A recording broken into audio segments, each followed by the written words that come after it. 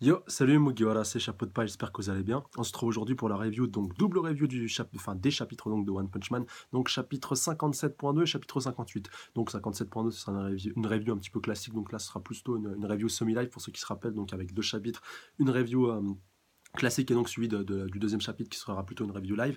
Et donc là, si vous devez peut-être vous demander pourquoi une review donc de seulement deux chapitres de One Punch Man, vu que pour l'instant j'avais l'habitude de faire avec trois chapitres, là tout simplement parce que j'ai regardé un peu vite fait, enfin j'ai regardé juste la taille si vous voulez du nouveau chapitre qui vient de sortir, le 58, il fait à peu près 26 pages, sachant que le 57.2 lui faisait à peu près 14 pages, voilà, je me suis dit qu'il y avait à peu près de quoi faire une bonne vidéo.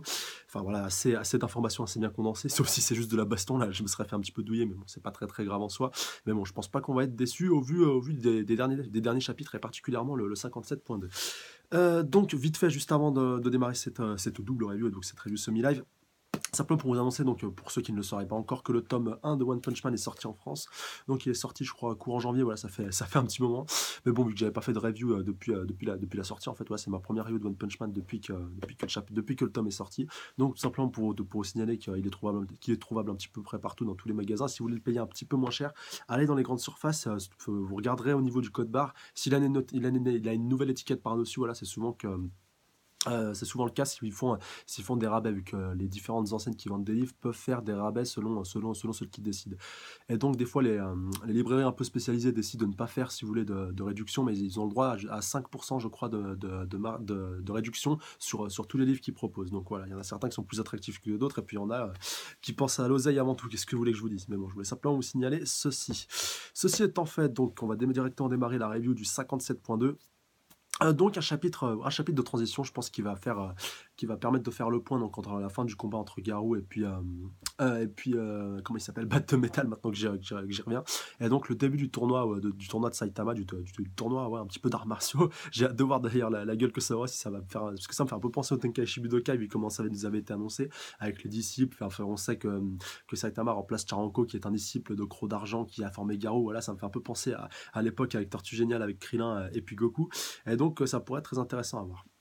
Mais bon, ça j'y reviendrai un petit peu après, vu que ça surviendra à la fin du 57.2 et que ça sera encore plus, je pense, développé dans le 58. Mais bon, pour vraiment les faits importants du 57.2, on retrouve donc notre un peu démon mi-homme, mi-rhinocéros, donc voilà, qui fait partie de l'association des vilains. On l'a pris aussi dans ce chapitre-là. Enfin, c'était pas tout à fait sûr jusqu'à ce que ce soit confirmé, enfin, même si on pouvait s'en douter, vu qu'il était un peu avec le poulet il y a deux, trois chapitres. Donc le poulet un peu phénix, c'est celui qui a proposé, donc dans la fin du chapitre précédent, il avait proposé en fait à Garou simplement de l'intégrer à son équipe. D'ailleurs, il était avec le sort de sac de mi-sac de nœud, mi-neuf qui s'était fait complètement rétamer par Garou. Bon, à la fin, il avait réussi à survivre.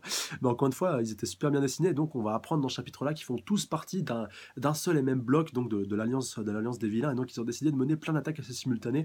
Donc, on voit en direct du quartier général qu'ils ont un peu de mal à gérer tout ça. Donc, que les héros sont un petit peu débordés. Et c'est super marrant, puisque à la fin, on tombe sur Saitama, vraiment, qui pourrait, je pense, régler ce conflit sans trop de difficultés. Enfin, vraiment, voilà, on le connaît. Bim, un seul coup de poing, et puis on dégage vraiment voilà, tous les problèmes et puis tous les antagonistes. Surtout voilà, que c'est pas si vous voulez, des super vilains de rang très élevé, à part peut-être le mille patch, je crois qu'il était de catégorie démon. Enfin voilà, c'est souvent des tigres ou enfin vraiment des petits, des petits statuts. C'est vraiment pas des gros vilains, mais bon, on voit quand même qu'ils arrivent à poser des problèmes à des super-héros de classe A, de classe B. Enfin voilà, même des classes A, c'était assez surprenant. Mais quand même, enfin voilà, c'était un petit peu too much. Et bon, j'ai hâte de voir ce que ça va donner. Surtout, voilà, enfin, voir un petit peu comment vont se mobiliser les autres S-Class, dont Genos, qui lui aussi n'est pas présent, pareil, n'est pas présent, enfin, n'est pas sur le champ de bataille, vu qu'il est allé au tournoi, donc au tournoi de Saitama pour le War Combat. Du coup, maintenant, on sait que c'est son disciple, et puis qu'il a envie d'en apprendre encore un petit peu plus sur lui, même si, voilà, c'est pas tout à fait. Il pourra jamais être aussi puissant que lui, vu que c'est un cyborg. Enfin, voilà. Après, tout est relatif, chacun interprète un petit peu comme il veut, mais bon, un cyborg, si vous voulez, enfin, pour moi, après, c'est ma définition, c'est un peu ce que je pense.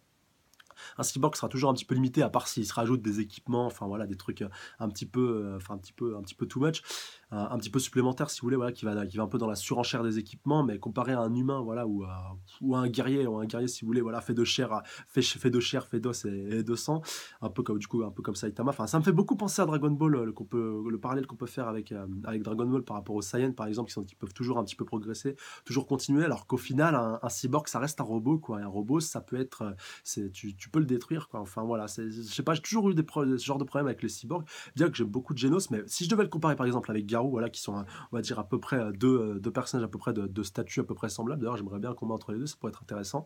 Pour moi, sur du long terme, si les deux continuent à s'entraîner ou autre, pour moi, ce sera toujours Garou qui arrivera à le vaincre, voire même de pouvoir buter Genos et complètement le détruire. Parce que Genos restera toujours un robot, alors que Garou, enfin voilà, Garou pour l'instant, hein, je parle après, ça se trouve, plus tard, ce sera lui aussi un cyborg, mais pour moi, Garou sera toujours plus puissant que lui.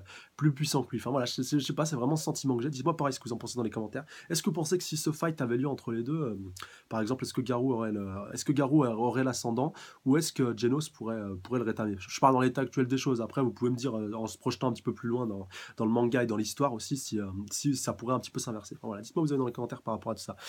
Donc un autre point aussi important de ce chapitre, vite fait pour revenir donc au début avec le rhinocéros donc qui entra, enfin le Miom Mirino qui avait un petit peu dégonflé, je crois que c'était enfin, les héros qui étaient un peu les disciples, les fans de Bat de Métal, enfin il les avait un peu pris sous son aile pour qu'il puisse se charger de la protection, donc je crois que c'était d'un homme assez riche et puis de son fiston, voilà, Bat de Métal il avait dû partir pour aller affronter de mille pattes, puis au final il s'était fait bloquer par Garou, enfin voilà, ça c'est ce qui s'était passé dans les chapitres précédents, et donc c'était ces deux héros là qui étaient chargés de la protection, donc on voit que face au Rhino il galère un petit peu, comme il disait, vos attaques elles sont complètement nulles, je crois que c'était du 2 sur 100, du 3 sur 100, enfin voilà, vous êtes vraiment pas à l'auteur. Donc il y a le Phénix qui se repointe, donc le Phénix qui était allé voir Garou, qui se repointe vers lui, voilà, qui vient le retrouver, qui lui dit donc voilà, laisse tomber l'affaire avec eux, laisse-les là, prends le petit gamin donc du riche, de l'homme riche, donc pour que ce soit assez amusant, et je pense pour aussi pouvoir demander une rançon et avoir un moyen de pression supplémentaire, donc ça aussi cette intrigue là va falloir la suivre de son côté, mais en tout cas, il décide, voilà, un peu d'épargner les deux héros, peut-être pour qu'ils puissent raconter à l'association, voilà, comment ils ont,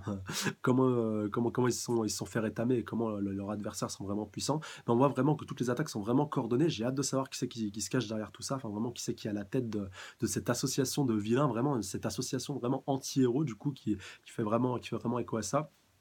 Et donc, comme le déclare le poulet mi-phénix, mi-oiseau, enfin voilà, vous voyez à peu près le bestiau, donc qui déclare, ne les finit pas, voilà, il déclare ça à l'homme rhino, ne fais pas ça, voilà, il y a un événement important qui va survenir, et ouais, que c'est pas le moment simplement de faire ce genre de choses, qu'il y aura un moment voulu en fait où tu pourras vraiment complètement te lâcher et complètement tout exploser et tout tuer vraiment sans retenue, que voilà, il y aura vraiment un événement majeur qui va survenir.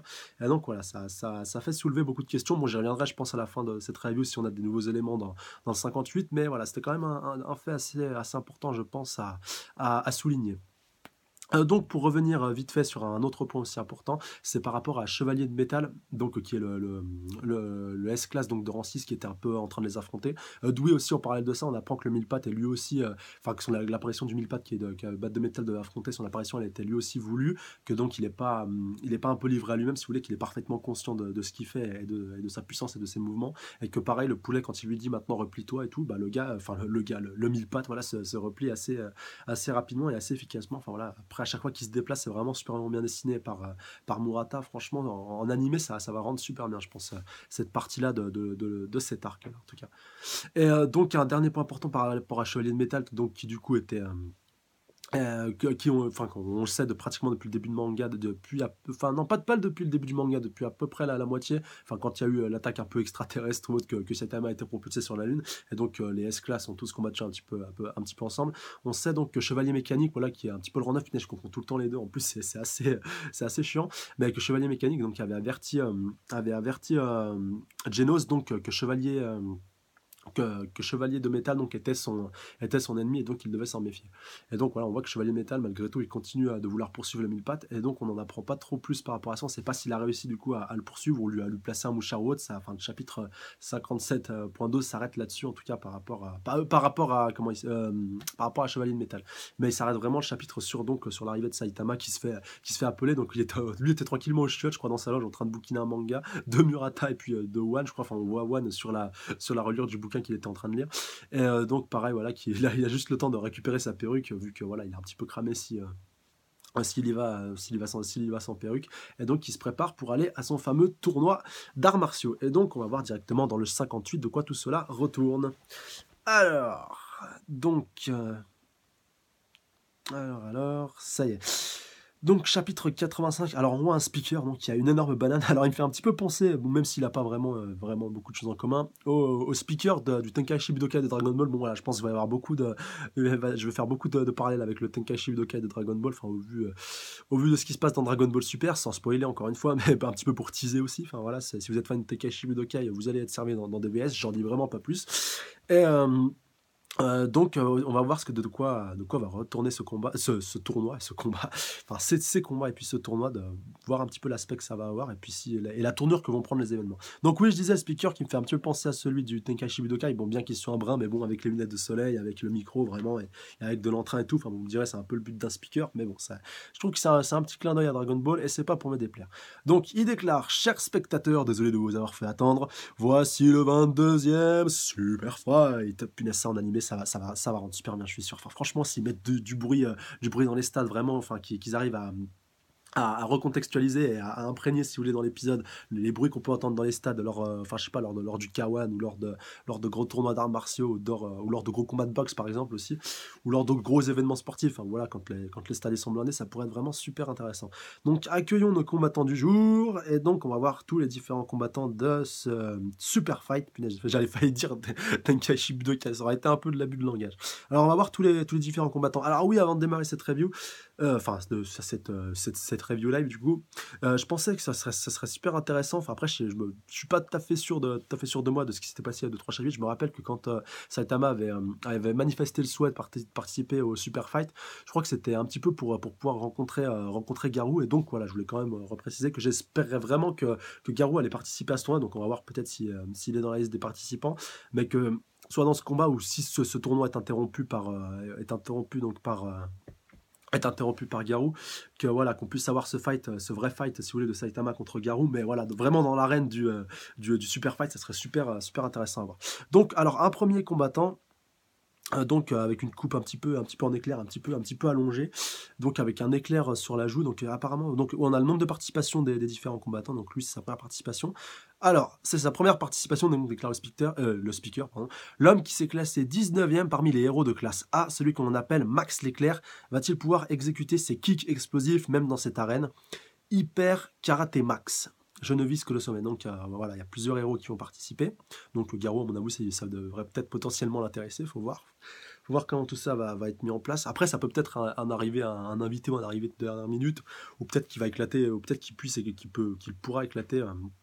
Ou qu'il a éclaté, ne sait-on jamais, un des combattants qui devait participer, donc il a récupéré sa place et qu'il combattra un petit peu à sa place, enfin, voilà, en se faisant passer pour lui. Un peu comme Saitama l'a fait avec Charanko, même s'il ne l'a pas battu, voilà, je le rappelle. Donc voilà, Max Leclerc a un héros donc super rapide, super vivace, et donc il va être très certainement assez difficile à battre. Après, il faudra voir. Donc deuxième participante, alors une beauté qui se fait remarquer, ses mouvements rapides comme l'éclair sont une œuvre d'art, on dit qu'elle se tient au sommet des combattants en arts martiaux. Palme Belle, fils de Lin Lin. Donc ça me fait penser, ceux qui suivent assidûment One Piece penseront que Lin Lin fait penser à pas mal de choses, voilà, sans vouloir encore une fois spoiler. Donc elle déclare qu'elle veut commencer, donc voilà, elle est un peu déterminée à vouloir en découdre, enfin un peu comme tous les participants. Et donc elle, on nous précise que c'est sa deuxième participation, donc elle connaît à peu près comment marche le Super Fight. Le troisième combattant est lui, le membre du clan Archepass, donc qui s'est fait un nom en écrasant les autres dojos, a enfin décidé de faire ses débuts. Cet homme va sûrement provoquer une tempête. Archepass, donc style Benpatsu. Donc voilà, qui a une petite queue de cheval. Il me fait beaucoup penser à Scratch Tapu de One Piece, encore une fois. Enfin vraiment là, pour l'instant, tous les combattants me font énormément penser à... certains faits de ce chapitre me font déjà pas mal penser à One Piece et Dragon Ball. Donc lui, il déclare: nous foufou, je suis enfin parvenu jusqu'ici, et c'est sa première participation. Le quatrième combattant est lui l'un de nos demi-finalistes réguliers, donc voilà, quelqu'un, un assez gros client là quand même. Donc lui c'est sa 6e participation, donc lui il connaît vraiment bien les bails. Donc je pense que ce sera sûrement un gros adversaire, pas pour Saitama, mais voilà, un gros adversaire dans ce tournoi de manière générale. Voilà, parce que Saitama, on va pas se mentir, à part Garou, qui pourrait peut-être le mettre en difficulté, et encore, enfin comme on l'a vu comment il s'est fait calmer la première fois lors de leur première rencontre. Enfin voilà, faudra voir ce que va donner ce combattant-là. Donc l'un de nos demi-finalistes réguliers, ses bras tournoyants peuvent poursuivre ses ennemis n'importe où et les abattre. Le dernier des héros de classe A, Beating Snake, Fist Snake. Alors, Est-ce que c'est donc le dernier héros de classe A donc qui participe ouais, au tournoi, je pense. Enfin, punaise, il y a tellement de héros des fois que je m'y perds un petit peu. Les S là, j'arrive à peu près à suivre, mais après, voilà, je vous avoue que je lâche un petit peu à partir des classes A, B, C, enfin, que ce soit avec le clan d'Ayala, d'un côté, tu as le clan des débardeurs, d'un autre côté, tu as plein de catégories de héros, enfin, t'as plusieurs héros qui sont affiliés entre eux, enfin, ça fait vraiment beaucoup, beaucoup. Mais bon. Lui, en tout cas, c'est un bon gros combattant, et puis on va voir de quoi il va retourner. Inutile de mentionner mon rang, donc lui, voilà, le gars, il est vraiment hyper sûr de lui. Et donc, le cinquième combattant, alors lui aussi qui a l'air d'être un peu un habitué, puisque c'est sa quatrième participation. Donc, le speaker déclare: qui aurait cru que la foudre qu'il a encore frappée dans son enfance le transformerait en un combattant aussi redoutable. Son corps est un super conducteur, donc encore une fois, quelqu'un qui manipulerait la foudre. Thunder, Thunder, Fist, Volten. Et donc, voilà, le point est clair, voilà, note de l'auteur, éclair, éclair. Donc, lui aussi, voilà, ne bronche pas, ne parle pas trop, et puis on va voir pareil de quoi il retourne. Le sixième combattant est lui, donc c'est sa troisième participation, donc quelqu'un un peu plus bodybuildé, un petit peu plus musclé, qui a une carrure un peu plus imposante. Tous ces combats se terminent en 90 secondes. Un seul de ses coups possède une telle puissance destructrice qu'il ne reste rien derrière. Pourra-t-il atteindre le sommet? Donc alors attendez, Bazuzu Steel, Explosive Fist, Bazuzu. Donc voilà, ils ont tous des noms un peu à répétition. Donc le point explosif du style Bazuzu. J'ai hâte de voir ça va être quoi le nom de Saitama. Franchement, ça va être marrant. Alors donc, lui déclare: ne croyez pas une seconde que je suis le même qu'autrefois. Donc le gars, il devait être trop nul il y a pas si longtemps que ça, et maintenant il veut se prendre pour un gros. Donc, septième combattant, si je me suis pas gouré dans la numérotation, voilà, si j'ai bien compté depuis le début. Donc la quatrième participation donc, pour ce combattant-ci, une combinaison de mouvements sans fin. Celui qui se fera avoir par son combo sera traumatisé pour le restant de ses jours. Donc il combat avec des gants. Punaise, je sais pas comment on pourrait qualifier ça, des gants un petit peu ouverts, un peu des mitaines, on va dire des mitaines en forme de gants, mi-gants, mi-mitaines. Donc, multi-hit style, Galtin, et donc lui il déclare, donc voilà, le style à multi-frappe, traduction, frapper sans arrêt est la meilleure des défenses. Donc lui, ça doit être un bon gros bourrin des familles. Et en huitième participant, on a encore une fois quelqu'un d'assez bodybuildé, donc lui qui me ferait un peu penser à différents personnages dans Toriko qui sont, voilà, cette stature assez imposante. Donc lui qui a une bonne tête par contre. Il n'est pas très vilain. Donc lui, c'est sa première participation par contre, mais il est quand même pas mal marqué, beaucoup de cicatrices sur le corps, même sur le visage. Donc voilà, je pense qu'il doit avoir pas mal d'expérience du combat. Pareil, il faudra le surveiller aussi. Donc lui, le speaker déclare à son sujet: il dirige un dojo qui apprend aux femmes et aux enfants comment se défendre, même si son corps n'en a absolument pas l'air, et déborde de puissance. Sunflower Dojo's Gentle Self-Defense Amukichi, donc la gentille autodéfense du dojo des tournesols. Note de l'auteur, enfin note de la traduction. Seulement 2000 yens par mois, ravi de vous rencontrer. Ah donc oui, par rapport le gars se fait de la pub un petit peu en même temps, normal, voilà. Donc 9e combattant, punaise, ça fait pas mal. Ils vont être combien? Ils vont être déjà plus de 10 là, vu qu'il y en a deux sur cette double page. Donc je mise peut-être sur une petite quinzaine ou une petite vingtaine. Après, ça ferait peut-être un peu beaucoup, surtout si on les présente tous.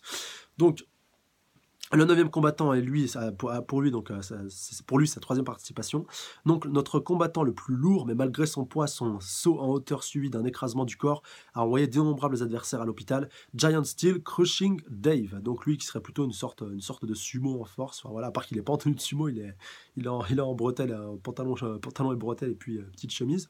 Et donc lui, le style écrasant géant. Mais donc apparemment, il a l'air d'être assez rapide. Donc encore une fois à surveiller.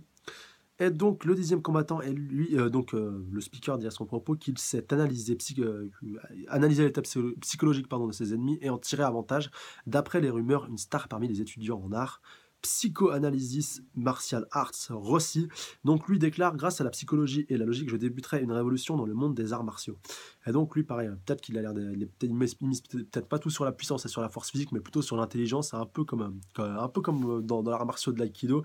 Lui, je pense, serait plus le genre à se servir de la force de l'autre contre lui, enfin voilà, de retourner vraiment la force physique des adversaires donc il affrontera, s'il affronte des gars qui ont pas mal de puissance physique, donc de le retourner contre eux et donc de l'utiliser à son avantage. Donc un fin stratège à surveiller. Les arts martiaux, donc de l'analyse psychologique, donc lui en ce qui le concerne, donc son style de combat. Donc, le 11e combattant, lui aussi, pour lui aussi, c'est sa première participation. Donc, alors le speaker déclare: il a annoncé durant sa campagne qu'il méprisait tous ses adversaires et a créé la sensation. À quel point ce mystérieux homme est-il fort derrière son sourire? Voters Fist Chios. Donc, alors lui, le point des électeurs. Donc, stupide citoyen, attendez-moi. Donc, voilà, enfin, lui, pas grand-chose à dire. Donc, sa première participation. Je vois pas trop de quoi pourrait être son style. Enfin, voilà, peut-être qu'il essaie un peu, qu'il veut peut-être un peu manipuler la foule et la plèbe, donc pour pouvoir en tirer un peu parti à son avantage et donc se mettre la foule dans la poche et peut-être donc influencer sur son adversaire pour le stresser, donc pour pouvoir le vaincre plus facilement. Enfin, ça reste à voir. Mais lui, à mon avis, il va pas faire long feu.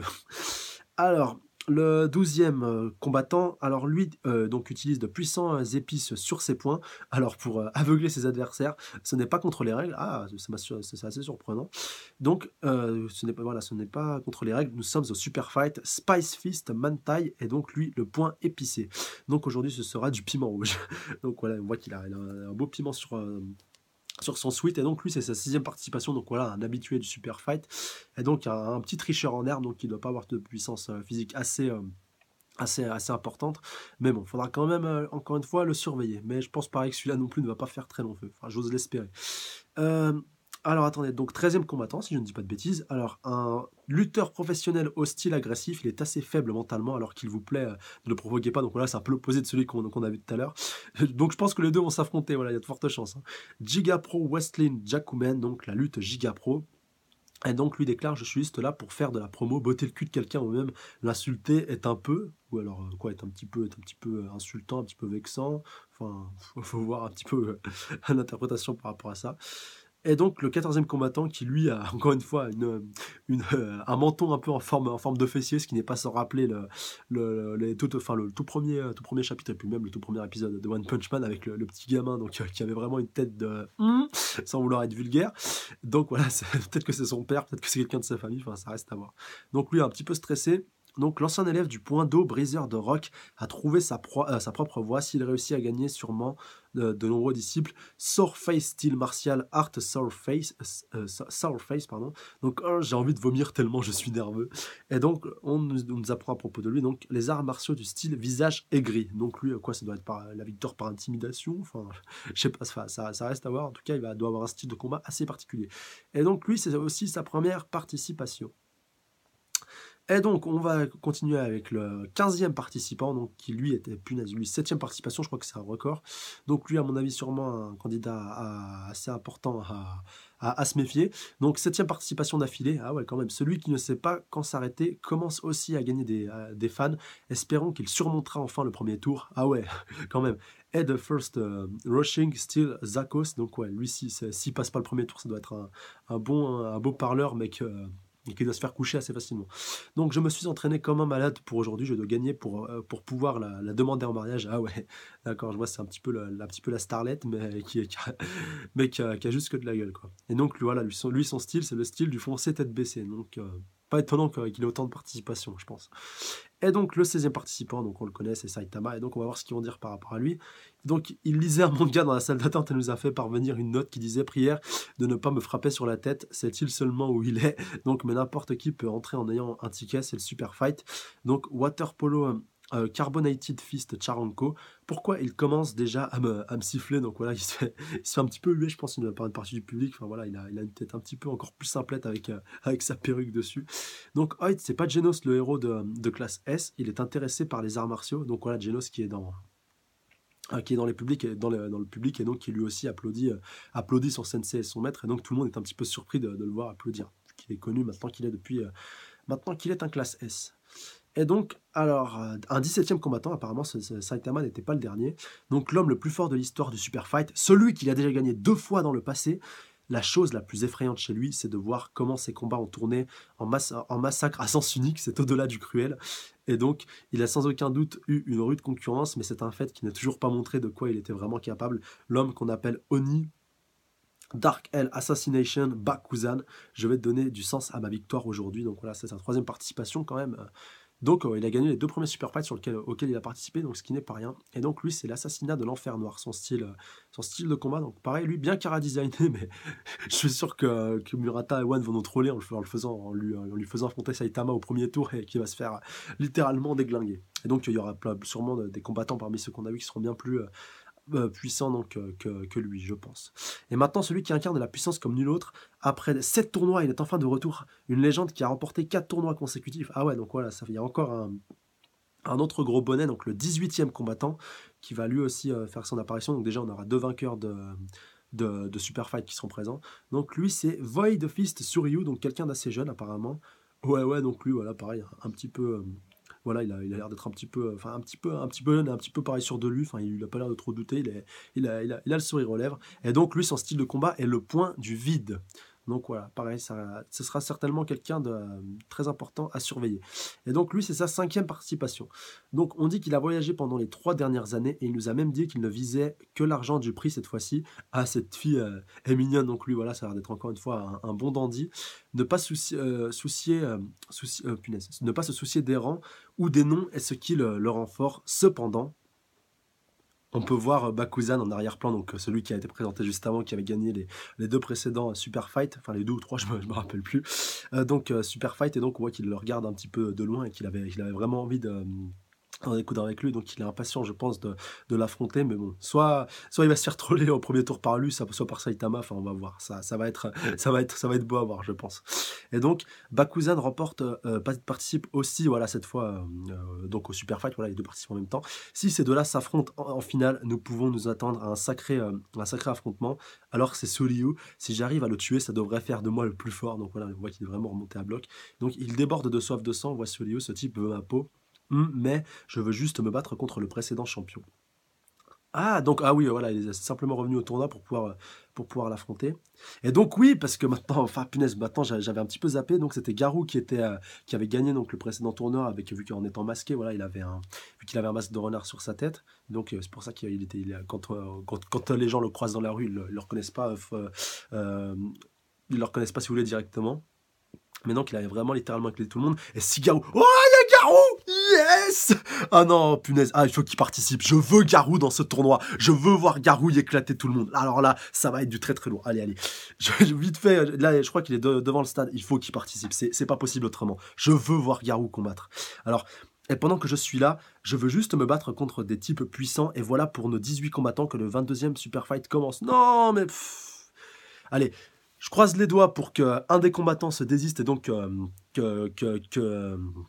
punaise, comment il s'appelle, que Garou donc puisse arriver à se pointer, ou alors qu'il se pointe avec son masque donc d'ancien champion et qu'il y éclate tout. Punaise, il faut que je voie ça. Il faut que Garou y participe. Il est proche du stade, il va participer. Mais je préférerais, si vous voulez, qu'il soit inclus un peu normalement au casting plutôt qu'il vienne perturber le tournoi. Enfin, j'aimerais vraiment voir ça. Donc tout va bien, tout va bien, tout va bien. Donc là, on voit le combattant donc, qui était un petit peu stressé ou autre. Enfin, voilà, ça va un peu tourner autour de lui. Donc celui qui avait un petit peu un fessier à la place du menton. Oh, le vieux, t'es nerveux? Me traite pas de vieux, je suis sensible moi. Je suis ton senpai, mais on a le même âge, Charanko. Donc il lui dit, ce type est plus jeune que moi. Oh, et toi? Donc là, alors attendez, peut-être un participant. Non, je crois pas. Ah si, c'est le participant, vous savez, celui qui vient de nous être présenté, celui qui a fait cette participation que j'ai toujours fait rétamer au premier tour. Enfin voilà. En fait, il ressemble un petit peu à une meuf en le regardant de loin, et donc lui apparemment il veut gagner pour pouvoir se caser, je crois, pour pouvoir faire plaisir à sa copine. Bref, on va voir. Je n'ai jamais entendu parler de ton style de combat, tu ne serais pas un étranger. Donc je crois qu'il parle à Saitama. Je n'estime pas les arts martiaux, tu devrais abandonner. Si tu ne le fais pas, je ne me retiendrai pas. Ouais, alors que t'es jamais passé le premier tour, la blague. Donc tu l'as entendu, voilà, dit Saitama à Mister Menton Fessier. Donc t'en fais pas pour ça. Et c'est à toi qu'il parle. Donc, ah, donc Saitama a cru qu'il te parlait à lui, donc à notre ami le sensei. Et donc en fait, voilà, lui dit non, en fait, c'est bien à toi qu'il parle. Donc la façon dont tu as attaché ta ceinture. Donc ce n'est pas un terrain de jeu pour étrangers. Ici, donc oui, il a fait, au lieu de faire un vrai nœud, voilà, pour la ceinture de son kimono, il a fait un nœud de lacet. Enfin, c'est vrai que c'est assez étonnant et assez surprenant. Et donc voilà, que c'est un petit peu cramé. Et du coup, voilà, le sumo va lui. Enfin, non, c'est pas le sumo, merde, c'est un. Bref, voilà, le mec stressé, je crois que je vais l'appeler comme ça sera plus simple.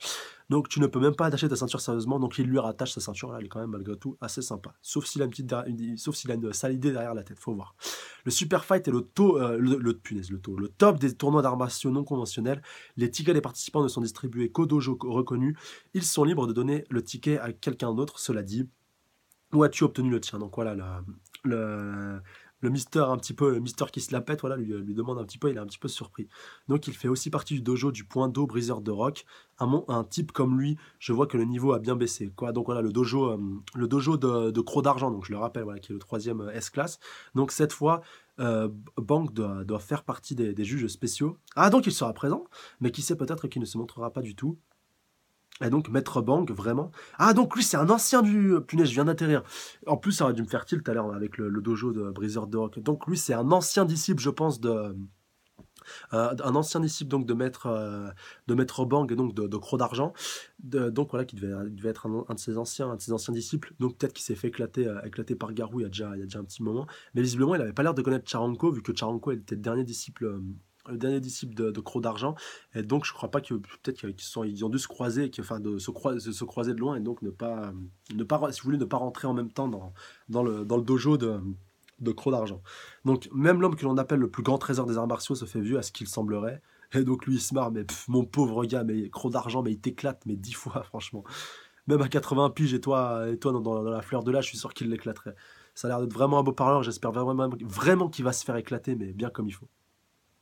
Donc il déclare qu'il a abandonné son dojo et le tournoi pour quelques soi-disant activités de héros, comme s'il vivait dans son propre monde de rêveur. Non mais je crois rêver. Et donc voilà, ça offusque un petit peu l'ancien disciple, donc je vais l'appeler comme ça, vu que ça lui correspond un peu mieux. Donc lui dit, comment oses-tu? Oh, et toi, pourquoi tu ne t'énerves pas? Moi j'ai laissé tomber, mais toi tu es toujours son seul disciple restant. Et donc voilà, Saitama, lui, Osef, hein, comme d'hab, hein, il s'en fout un petit peu. C'est vrai. Je ne faisais pas vraiment attention à la conversation, enfin voilà, elle était vraiment ailleurs. C'est vraiment important, il peut dire ce qu'il veut. Et donc voilà, lui dit Saitama, et donc voilà, c'est un peu le don d'offusquer l'ancien disciple de Croc d'Argent. Je ne suis pas ici pour discuter, j'ai vraiment hâte de voir comment tu vas me battre. Et donc il lui dit, mais t'as pas l'air si fort que ça. Donc il lui dit, oh punaise, oh bien dit Charanko, donc il lui dit l'ancien disciple de Croc d'Argent. Et donc voilà, un peu le playboy est un petit peu offusqué, donc il dit, ouh, j'attends ce match avec impatience, je vais te réduire en bouillie. Mon pauvre gars, si tu savais ce qui t'attend. Ça fait une semaine que nous poursuivons Garou maintenant, donc là je crois qu'on est du retour du côté de l'Alliance des Héros. J'ai le sentiment que tu as l'air vraiment bien entraîné. Alors qui? Genos? Alors attendez. Garou va-t-il... Ah donc voilà. Garou va-t-il vraiment se montrer pour un simple héros de classe A? Donc là, on voit donc Croc d'Argent avec, je crois que c'est un de ses équivalents, enfin voilà, un autre maître de dojo et un de ses amis. Je crois qu'il était déjà apparu il y a déjà quelques chapitres. En tout cas, les puristes me corrigeront encore une fois dans les commentaires. Mais bon, voilà, lui, c'est aussi je vous remettrai, je pense, son nom dans les commentaires, vous inquiétez pas. Mais bon, que c'est quand même aussi un grand combattant et un très vieil ami de Croc d'Argent. Donc peut-être qu'il va de nouveau participer au tournoi. Oh oui, Bang, tu m'écoutes? Et donc il lui dit, ouais, il est vraiment énervé là. Et donc en même temps, enfin voilà, il est énervé et puis un petit peu concentré aussi, je pense. Et donc voilà, son collègue est un petit peu surpris. Et donc il déclare, quelqu'un attaque l'un des héros de classe A que nous avons marqué. Et donc voilà, Croc d'Argent il dit quoi? Donc lui qui était en train de se restaurer avec 2-3 onigiri. Garou s'est-il enfin montré? Allons-y. Et donc, ouais, je pense que c'est plus les vilains qui sont en train de rétamer un petit peu tout le monde suite à l'attaque qu'ils ont menée qu'ils ont commencé à mener dans le chapitre 57.2. Donc, oh, alors il y a un monstre, il est apparu sans prévenir et m'a attaqué. C'est pas drôle du tout. Donc on voit un autre héros de classe A, donc Smileman, donc qui est le numéro 27. Et donc le vilain est lui donc de niveau désastre démon et s'appelle Fist Fight Jin et déclare donc, au lieu de vous saluer, moi le Fist Fight Jin, je vais anéantir cette ville. Donc voilà, le djinn du combat au point. Et donc voilà, pour Smileman, c'est l'homme au sourire. Et visiblement, il a l'air d'être en difficulté. Et donc, punaise, Croc d'Argent est un petit peu déçu. Et même son collègue, il déclare donc ce n'est pas Garou. Grand frère Bombe reste là. Ah oui, voilà, c'est son grand frère. Donc excusez-moi, franchement, encore une fois, ça fait vraiment un moment. Parce qu'on a vraiment resté longtemps sur Batte de Métal face à Garou. Et puis même le frère du coup de Croc d'Argent, ça fait un moment qu'on l'avait pas eu. Donc mille excuses par rapport à son grand frère Bombe. Mais bon, je crois qu'il est moins puissant que lui, hein. En tout cas, les puristes, encore une fois, me corrigeront dans les commentaires. Alors, à Silverfang, joli timing, donc voilà, déclare le héros de classe A, donc Smileman. Ce type est fort, battons-nous ensemble. Et donc lui, il s'avance tout seul. Et donc, tu es un héros de classe S, je te connais. Tu es ce célèbre combattant en arts martiaux. Donc lui dit le super vilain. Lorsque j'étais encore humain, je cherchais aussi à atteindre le sommet des arts martiaux, mais les tournois ne suffisaient pas à satisfaire ma faim. Ma féroce soif de pouvoir m'a changé en monstre. Donc déclare le vilain. Avec mon power-up, j'ai surpassé l'humanité et je suis maintenant invincible. Et donc, que peux-tu faire contre moi, contre ça, vieil homme? One shot. One shot. J'annonce comme ça direct, one shot. Alors, si je le ramène à la tête d'un héros de S-Class, l'association des monstres aussi pourra. Et donc voilà, on voit le voit qui se prend une méchante chiche en pleine poire. Et donc voilà, pareil. Enfin, ah bah non, peut-être pas un one shot en un coup, mais un one shot assez, assez rapide. Ça va être en plusieurs coups sans qu'il puisse répliquer. Et donc là, vraiment, on a vraiment l'impression que c'est Garou qui est en train de le combattre. C'est vrai que maintenant, un petit peu avec du recul, ils ont à peu près la même tenue vestimentaire. Enfin voilà, un haut foncé avec un pantalon clair. Et là, franchement, j'avais vraiment l'impression que c'était donc Garou qui est en train de combattre. Mais bon, voilà, c'est pas trop possible vu qu'il est déjà au tournoi. Donc voilà, il a torché le combat.